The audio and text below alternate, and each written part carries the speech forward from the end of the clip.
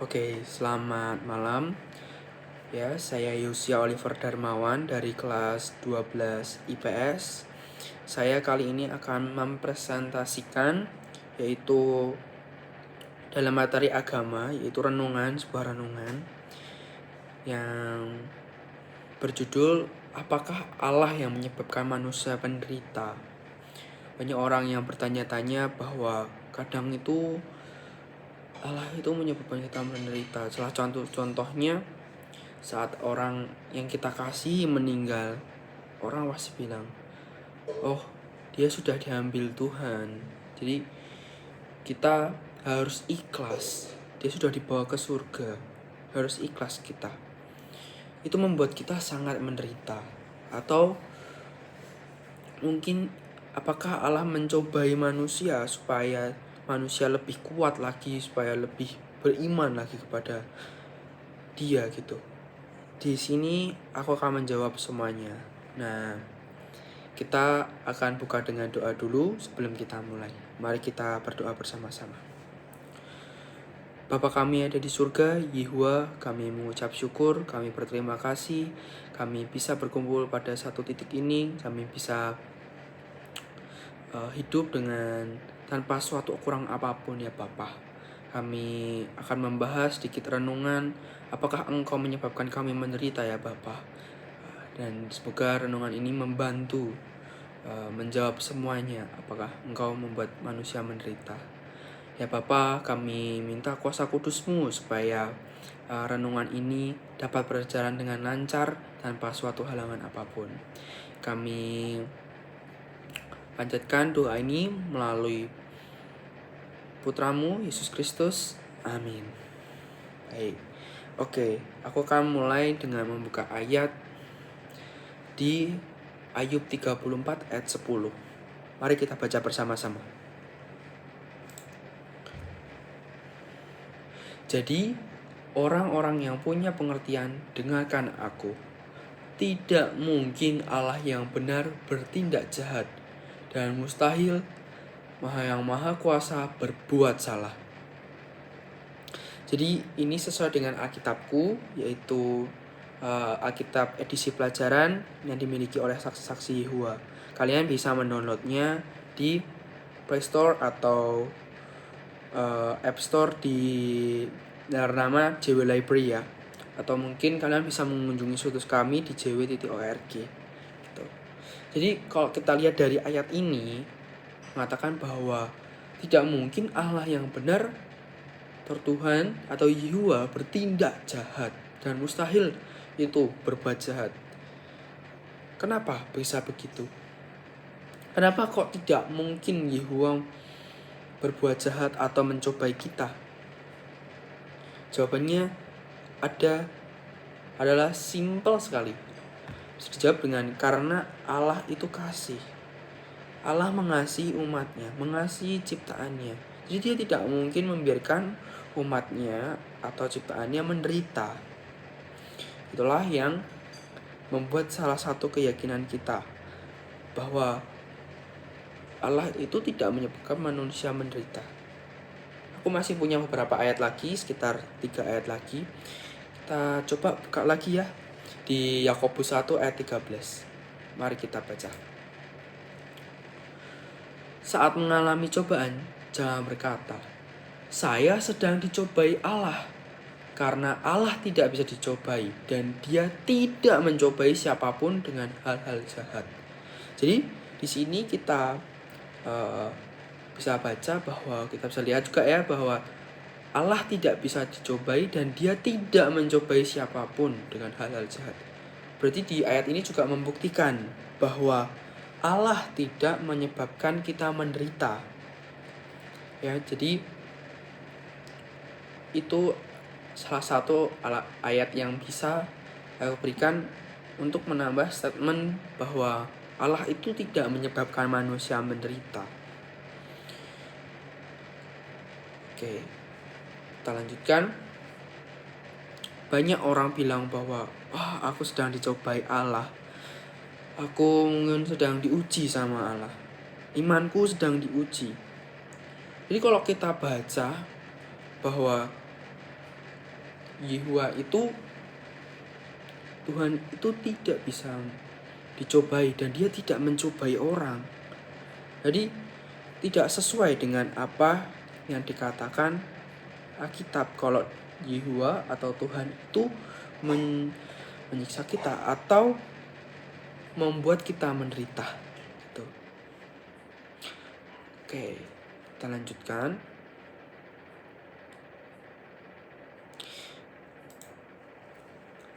Lalu bagaimana kalau bukan Yehua yang menyebabkan menderita? Lalu siapa yang menyebabkan manusia menderita? Mungkin kalian bisa berpikir sejenak. Apakah kalau bukan yang membuat manusia menderita, lalu siapa? Oke.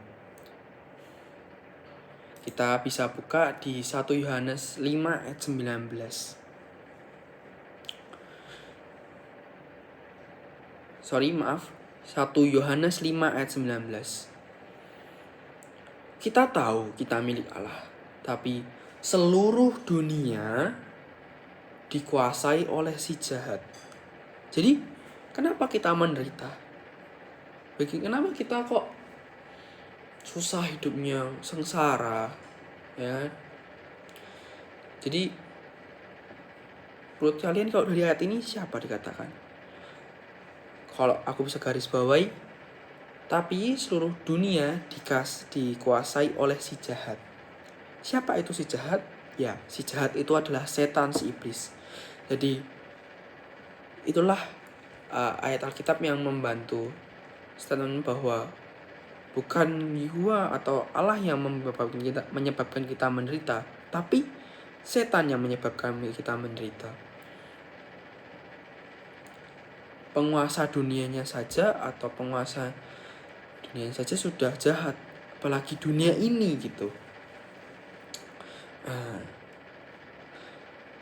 Oke, kita lanjutkan. Lalu bagaimana kita bisa melemparkan atau kita bisa membuat diri kita lega dengan keadaan ini, dengan keadaan yang membuat kita sulit, yang membuat kita menderita karena dunia ini dikuasai oleh si jahat? Pasti kita perlu bantuan, kita perlu kayak bantuan seseorang atau kita perlu bantuan Allah. Bagaimana caranya? Oke, aku akan menjawabnya dengan bisa kita buka di ayat 1 Petrus 5 ayat 7. Mari kita buka. Lemparkan semua kekhawatiran kalian kepada Dia, karena Dia peduli kepada kalian. Ya, dikatakan di sini Dia itu Tuhan atau Yehua. Kita suruh melemparkan semua kekhawatiran kita. Semua, karena Dia peduli kepada kita.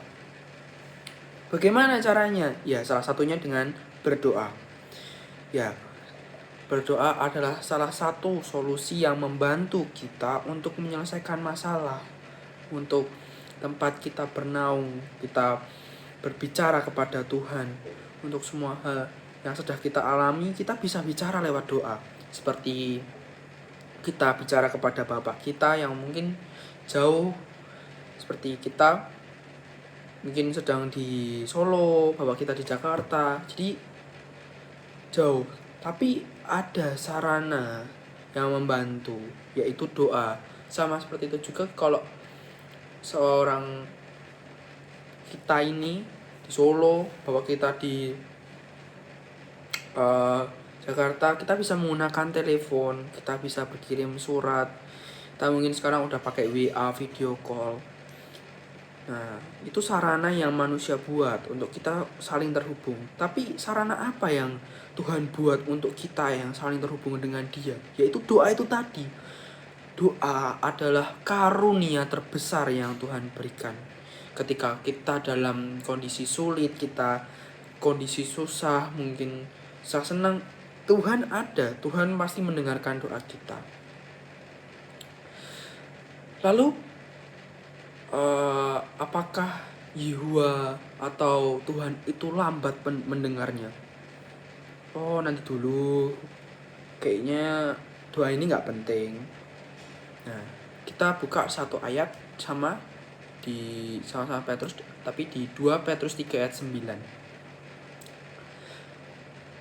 Dikatakan, Yehua tidak lambat menepati janjinya, seperti anggap beberapa orang. Sebaliknya dia sabar kepada kalian karena dia tidak ingin seorang pun dimusnahkan. Dia ingin semuanya bertobat. Dikatakan bahwa Yehua tidak lambat menepati janjinya, seperti anggapan beberapa orang.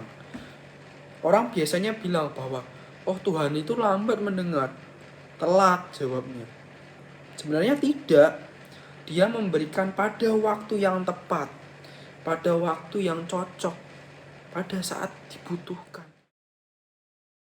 Jadi kita berdoanya secukupnya, sesuai kebutuhan kita.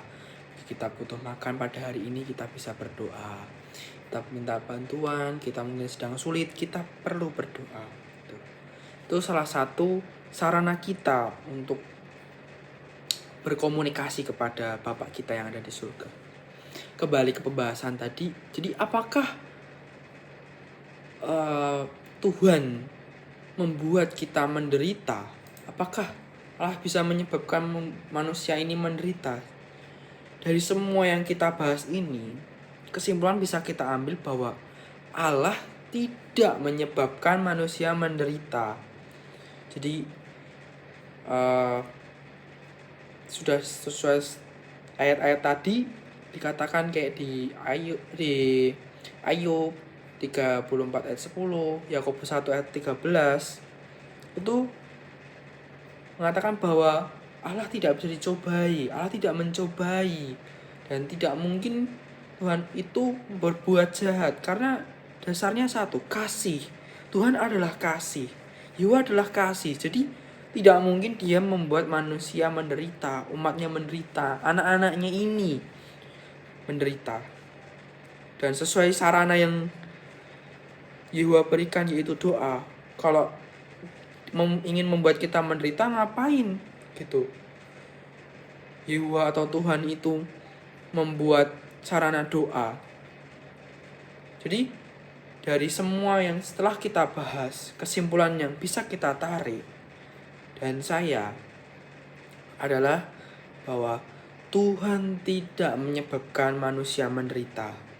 Jadi mungkin ada pengertian-pengertian yang kalau dibilang bahwa Tuhan itu menyebabkan menderita manusia, ya mulai sekarang bisa mungkin diubah, atau ya tergantung pribadi-pribadi atau hal lain yang mungkin ada kesimpulan lainnya mungkin yang tidak sesuai dengan saya, ya itu bebas memilih, karena Tuhan juga memberikan kebebasan untuk memilih.